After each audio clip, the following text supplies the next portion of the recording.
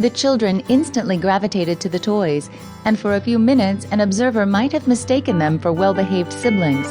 Alec pushed cars and trucks on important assignments, adding motor and horn sounds along the way. Alona dressed and redressed dolls. But the piece ended when we announced that we'd have to leave the playroom to get on another plane. Laura and I football carried the children through the airport to the next gate. Crowds parted as people saw and heard us coming. Passengers at the gate complained bitterly to the officials and to us about the pair's disruptive behavior. "Can't you control your kids?" one asked. "Give them to me and I'll get them to behave," another offered. "You have no right having kids if you can't handle them," a third said. It was futile to try to explain. We couldn't spare the time anyway.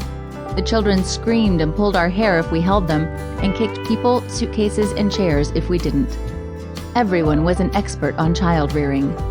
They need a good spanking, both mother and children, I heard, and they should give medicine to the children to make them sleep. But none offered us help.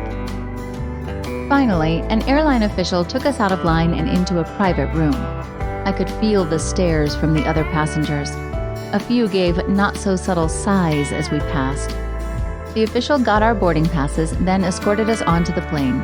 We were again in the last row near the doors and the galley.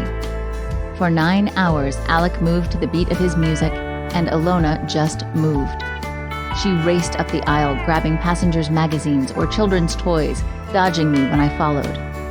The flight attendants, inordinately patient, several times led Alona to the galley, where they entertained her by opening the cabinets and letting her explore the many drawers. It only took a moment's turn away to lose her again, and once she ran straight to the cabin's big rear door. "Niet! Niet!" I shouted. I grabbed her just as she was preparing to pull down the lever to open it. Nothing would quell Alona's screams at not being allowed to open the door.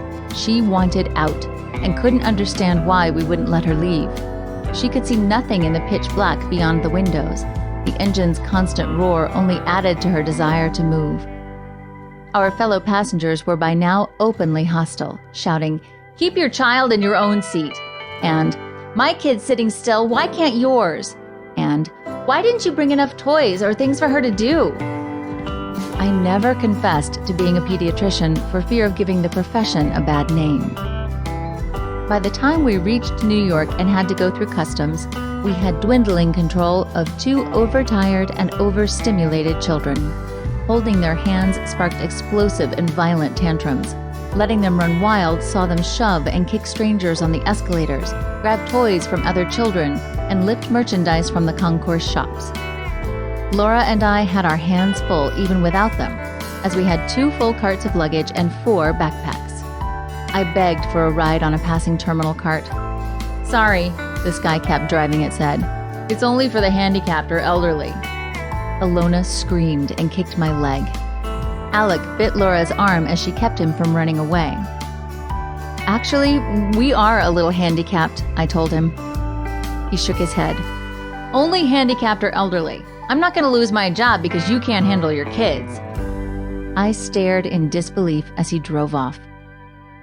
While waiting for our luggage, Laura and I sat on the floor constraining the children in pediatric holds. Laura's legs were firmly wrapped around Alec, his arms tightly crossed over his chest. I had the same lock on Alona. Cracker crumbs mixed with spittle ringed us on the floor and clung to our shirts and shorts. All of our faces were flushed and our bodies moist with sweat.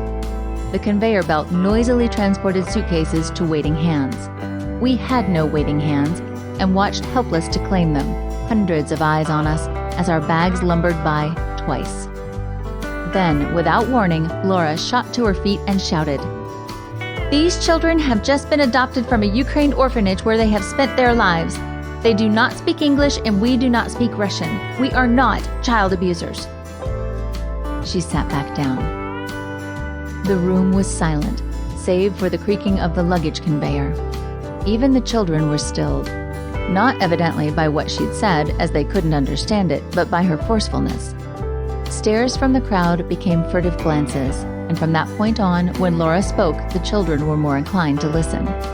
The effect wore off about 2 hours later, but those were a blissful 2 hours.